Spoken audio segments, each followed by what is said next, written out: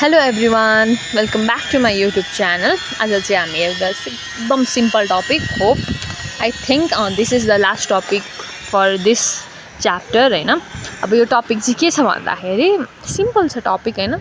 मेल र female एन्टरप्रेन्योरको difference के हो त हैन. इन एन्टरप्रेन्योरमा त जेन्डर बायसनेस त हुँदैन, जो पनि एन्टरप्रेन्योर बन्न सक्छ हैन. तर अब मेल र फिमेल एन्टरप्रेन्योरशिपको डिफरेन्स चाहिँ के हो त भन्दाखेरि चाहिँ मेल एन्टरप्रेन्योर भनेको मोस्टली मेल एन्टरप्रेन्योर किन बन्नुहुन्छ भन्दा because they have the desire of wealth and independence हैन.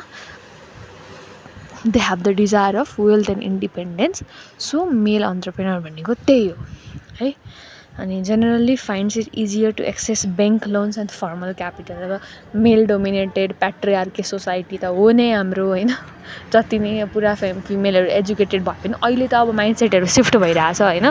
तर पनि सम सेन्स त प्याट्रिआर्कल सोसाइटी त हो भनेपछि मेललाई लोन लिनलाई मेलले फन्डहरू रेज गर्नलाई मेललाई अरू रिसोर्सेसहरू उयो गर्नलाई फिमेलभन्दा सजिलो हुन्छ होइन.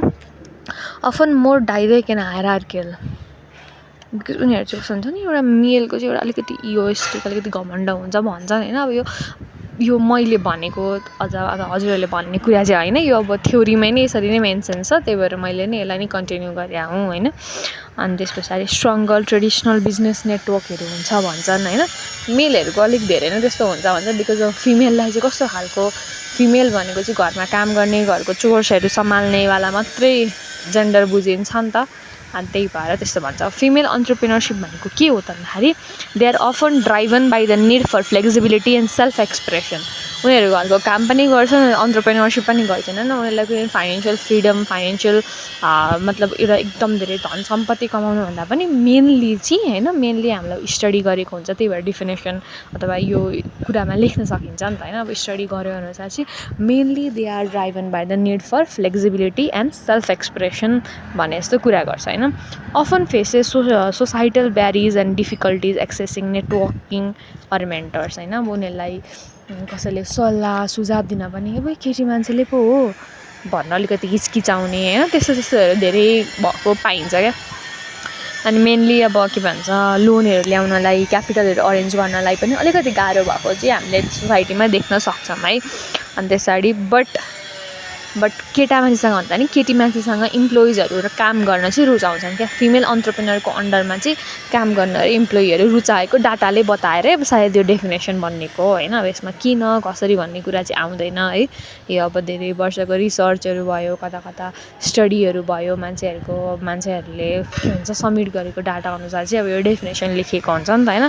Often more collaborative and people focused हुन्छ भन्छन्, रादर कि मेल चाहिँ के भन्छ अलिकति हायरार्कीमा बिलिभ गर्ने होइन, रादर देन बिङ कोलाबोरेटिभ भन्छ है.